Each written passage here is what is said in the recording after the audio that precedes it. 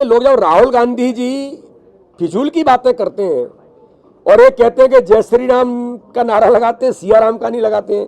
अब ऐसी फिजूल की बात ये भी है। मैं पूछना चाहता हूं, क्या कांग्रेस इस किताब का समर्थन करती है? ऑनलाइन है, नहीं है, क्या नहीं है?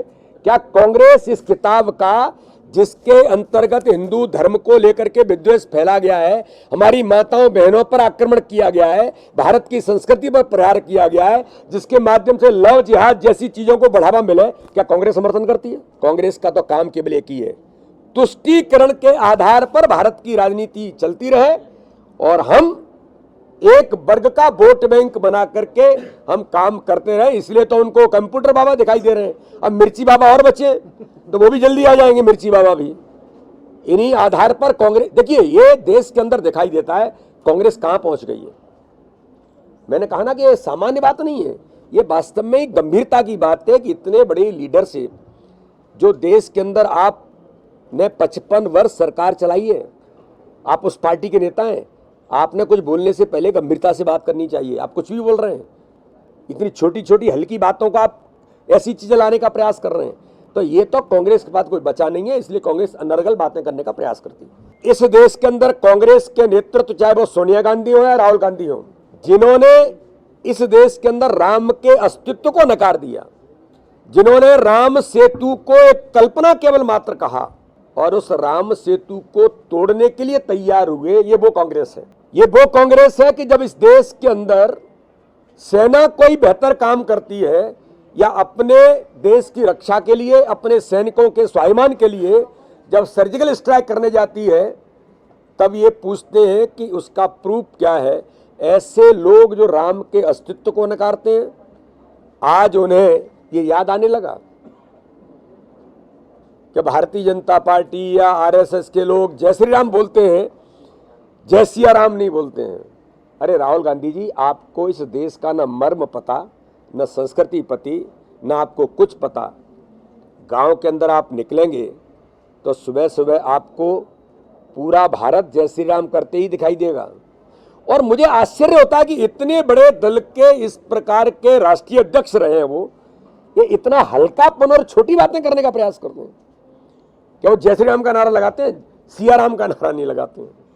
ये एक राजनीतिक दल के इतने बड़े व्यक्ति के द्वारा इस प्रकार की बातें कहना, पता नहीं कौन सलाहकार है जो ऐसी छोटी और हल्की चीजों को लाने का प्रयास करता है। अरे मुद्दों पर बात करिए, अरे समाज के अंदर उन मुद्दों को उठाइए जिन मुद्दों पर समाज में आपको जवाब देने की जरूरत है, वो आपके पास है नहीं। क्योंकि आप देश विरोधी ताकतों के अलावा और इस प्रकार के छल कपट करने के अलावा आपके पास कुछ नहीं है। आप इसी दिशा में केवल यही काम करना चाहते हैं। इसलिए मैं तो कहता हूं कि यात्रा ये साबित होती है, ये यात्रा इस देश को तोड़ने वाली यात्रा साबित होती चली जा रही है। देखिए, इस देश के अंदर समान नागरिक संहिता कानून ये कोई एक वर्ग के लिए नहीं है, एक व्यक्ति के लिए नहीं है, और ये कानून अभी बना नहीं है। इस कानून के बारे में समाज में लोग इस बात को लेकर के चर्चा समाज में है, समाज से आवाज उठ रही है। सरकार कोई भी कानून जब बनाती है, समाज का अभिमत क्या है और समाज की ओर से जब आवाजें उठती हैं, उत्तराखंड के अंदर इस पर संकल्प पारित हुआ है, उत्तर प्रदेश के अंदर संकल्प पारित हुआ है, भारत के संविधान में इस बात की चर्चा हुई है। बाबा साहब अंबेडकर जी ने उस समय कहा है समान नागरिक संहिता के बारे में। तो केवल कोई आज का विषय नहीं है, और ये एक व्यक्ति के लिए नहीं, एक धर्म के लिए नहीं, एक समाज के लिए नहीं है। ये संपूर्ण देश की आवाज आज उठ रही है कि समान नागरिक संहिता कानून इस देश के अंदर बने। इस पर राज्य सरकारें अपना अभिमत, अपना संकल्प पारित कर रही हैं। मध्य प्रदेश के माननीय मुख्यमंत्री जी को मैं धन्यवाद करता हूं कि उन्होंने भी ये कहा है कि मध्य प्रदेश के अंदर जनता की जो आवाज है, उस आवाज के आधार पर हम ये संकल्प मध्य प्रदेश के अंदर भी पारित करेंगे। और जब ये संकल्प पारित करके पूरे देश की आवाज जब बन रही है, तब जाकर के देश के अंदर कानून बनाने की जरूरत है। उसके आधार पर कानून बनते हैं, तो चाहे भाजपा का हो, चाहे किसी अन्य दल का हो, चाहे कोई भी हो। इसमें अगर समान नागरिक संहिता कानून देश की जरूरत है तो वो देश के लिए, लेकिन व्यक्तियों के लिए नहीं है, तो सब पर एक जैसा वो लागू होता है। आज मध्य प्रदेश के अंदर 38 साल पूर्व भोपाल गैस त्रासदी जो इतनी बड़ी घटना हुई थी, उस त्रासदी के अंदर जो भाई और बहन बड़ी संख्या में हताहत हुए थे, उन सबको मैं आज भारतीय जनता पार्टी की ओर से श्रद्धा के सुमन अर्पित करता हूं। प्रतिवर्ष गैस त्रासदी को लोग याद करते हैं और वो बंधु जो प्रभावित हुए थे उनके लिए सरकारों ने हर प्रकार से जो काम करने का प्रयास किया है। आज भी सरकार प्रतिबद्ध होकर के उन सब प्रभावित परिवारों को, सब लोगों के लिए सरकार आज भी काम करने का प्रयास कर रही है। तो मुझे लगता है कि इस देश को अब ये समझना चाहिए कि राहुल गांधी की यात्रा क्यों निकल रही है।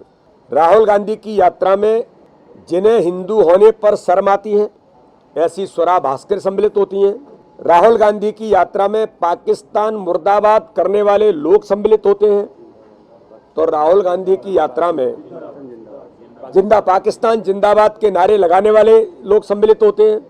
तो राहुल गांधी की यात्रा में जो गौशाला की जमीनों पर कब्जे करके, अवैध जमीनों पर अवैध तौर पर कब्जे करके जिन्हें जेल जाना पड़ता है, जेल की हवा खानी पड़ती है, और जब उनके यहाँ छापा पड़ते हैं तो कई प्रकार की ऐसी सामग्री पाई जाती है जिनका उल्लेख मुझे मीडिया के सामने नहीं करना चाहिए।